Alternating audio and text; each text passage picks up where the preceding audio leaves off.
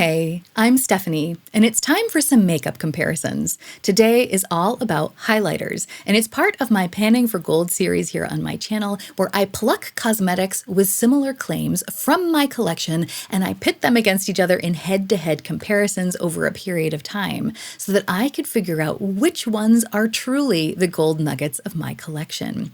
But I am using this project as a way of curating my collection this year, so that means this quest for gold is high stakes, because anything that isn't a gold nugget gets decluttered. If makeup reviews, comparisons, and declutters are interesting to you, then perhaps you'd like to consider subscribing, because that's the sort of thing I do here. But let's jump in and talk about the palettes and cream highlighters that we will be comparing in this video. Let's go in order of application. I personally tend to apply cream products first, so let's start with these. I compared the Glossier Haloscope highlighter in the shade Quartz against the highlighter in this e.l.f. Active Lip and Cheek palette. I'm not really going to be talking about the blushes today because I did that in a different video, so I'll link that in the show notes in case you're interested. But basically, the highlighter in here and the highlighter in here are very similar. They're both a white gold shade. Both of them dry down to about the same amount. So I would say they remain maybe 5% tacky on the skin, which is okay because it's not tacky enough so that my hair sticks to my face if the wind blows. Plus, it gives the added benefit that if I happen to want a super impactful highlighter on a given day, I can simply use either one of these as a base and then tap on a powder highlight over the top to intensify the effect. So both of these are very nice. I would say their main difference is that the one in the e.l.f. Active Lip and Cheek is a little bit more opaque, and so it can look a little bit metallic if I'm not careful. I can achieve the beautiful, subtle sheen of my dreams with either one of these products. I do have to be a little bit more careful with this one because it is more impactful, so it can look metallic if I go overboard. But in the end, if I use them the right way, I can get the exact same look. I don't think anyone would be able to tell the difference on my face. And because that look is exactly my aesthetic, I consider both of these highlighters gold nuggets. But I will only be keeping one of them, and here's my reasoning. Cream products tend to go off a whole lot faster than powder products, and I don't think there's any way I could realistically use both of these up before they expire. And so I have decided to give one away.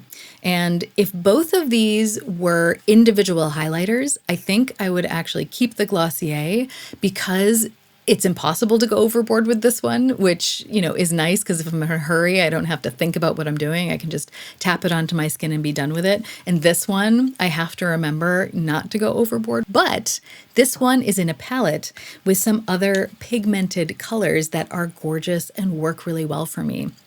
So because of the convenient format and the fact that it is literally connected to other products that I enjoy using, I decided I would keep this one.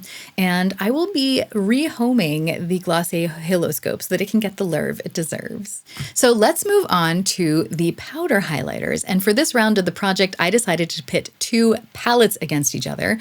I chose this Anastasia Glow Kit, and I pit it against this ambient lighting metallic strobe lighting palette from Hourglass. This glow kit is actually a mixture of two of them. It's mostly the Sun Dipped Glow Kit. These three shades are from the Sun Dipped Glow Kit, and this one shade is from the Sugar Glow Kit. This formula is very soft and smooth, which is right up my alley. The Hourglass powders, if you're familiar with Hourglass, you'll know they make finishing powders, which some people use as highlighters because they do add a subtle glow. But Hourglass also does make highlighters. And in my experience, a lot of them also give me a glow that's less subtle than the finishing powders, but not quite as metallic as a lot of highlights. This palette is an exception. Every once in a while, Hourglass does come out with more metallic looking highlights. And of course, this palette is aptly named the Metallic Strobe Lighting Palette because it is quite metallic. And all three of these powders are gorgeous. All of them work really well for me, but they do give a metallic look, and that's just not my aesthetic at this point in time.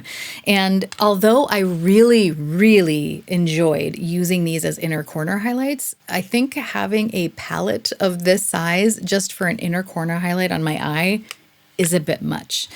So, because this is more in line with my aesthetic than this, despite the fact that they are both gorgeous, I will only be keeping the Anastasia powders, and I will be rehoming this beautiful Hourglass ambient metallic strobe lighting palette so that it can get the love it deserves elsewhere. So, what will I be rolling in next? Well, when it comes to cream highlighters, I feel like my cream highlighters have now been perfectly curated because I know my mind on each one of the remaining products in my collection.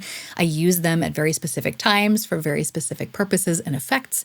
So I'm really happy with that, and I don't need to test anymore, which is a nice feeling. But when it comes to powder highlighters, I still have more work to do, so I will be comparing these two. This one is from Becca. It's the Champagne Pop Highlighter, and I believe you can still get this because Smashbox did continue making this product when Becca closed. And I will be comparing it against this product from Dior. It is the Dior Skin Nude Air Luminizer in the shade 001. So these two will be going up against each other. If you want to hear the results of these or any of my other makeup comparisons, then I hope you'll consider subscribing, give this video a thumbs up. And of course, I would love to hear your thoughts about any of these in the comments. Are you currently curating your collection? How many highlighters? Is too many highlighters? Anything about that I would love to hear about in the comments. So I hope you'll say hi, but even if you don't, have a wonderful week. And I hope that we can all remember that even stumbling can be a form of moving forward. So let's stumble in style.